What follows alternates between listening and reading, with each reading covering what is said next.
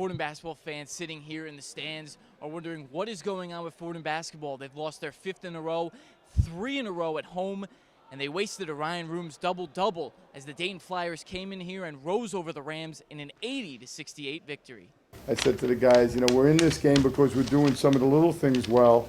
It's the only reason we're down 3. They're shooting 57%. We're not guarding the basketball, but we were making some effort plays. But then in the beginning of the second half, they came out, took the fight to us. We didn't respond. And when you look at 1 for 10, 3 for 13, 4 for 14, look, you're just not going to win basketball games that way. One Ram who put up great numbers was Rhoomes. He had a double-double of 15 points and 15 rebounds, going a perfect 6 for 6 from the field. Tremendous. I apologize to him on behalf of the rest of the team. I mean, he goes and gets 15 and 15. He plays as hard as he did. And we waste a great effort because we don't get that. We've been getting two good efforts or 2 solid efforts most night and searching for the third. Tonight we got 1. And we didn't even have a second solid effort. And that was the difference between us being able to hang around. If Frazier has his usual night and he's like 8 for 14, all of a sudden we're in this game. We could try to find a way to make plays and steal it. But Rhoomes did a very good job, played great, aggressively. I think taking him out of the starting lineup 2 games ago, the point was made, and he came in and he dominated practice, and now he's had a very good game against a good baseline. The player Coach mentioned that went 3 for 13 was freshman guard John Severe. He committed 3 turnovers and scored only 13 points for the game.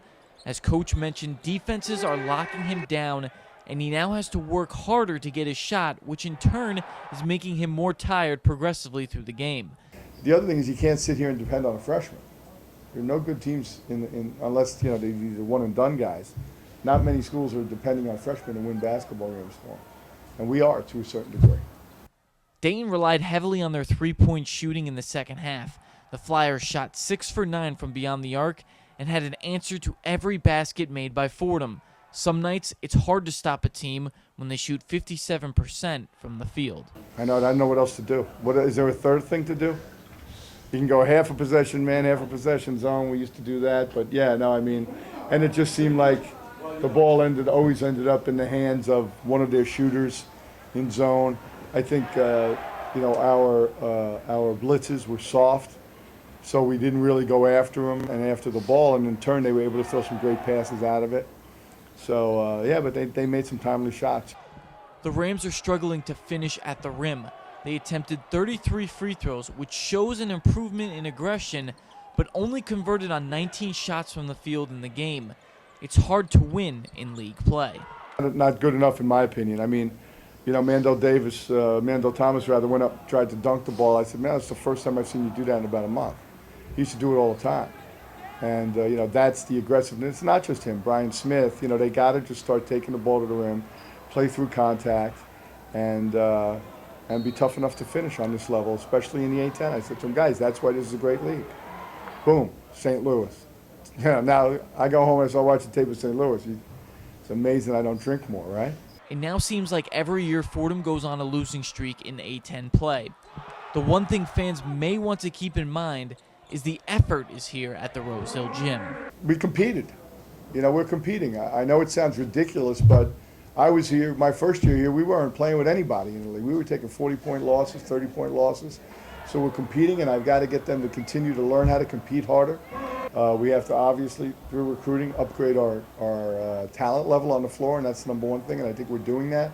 So I'm still as positive as I can be with them.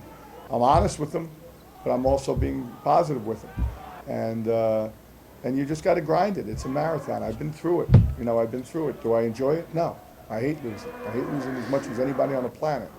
But I think I wear it well. This way. One of the refs was kidding with me. He said, you don't have any gray hair. I said, yeah, it gets you on the inside. And that's the truth. Dayton is a winning program on a year-to-year basis, and Coach Miller sees Fordham as a rising program in this league.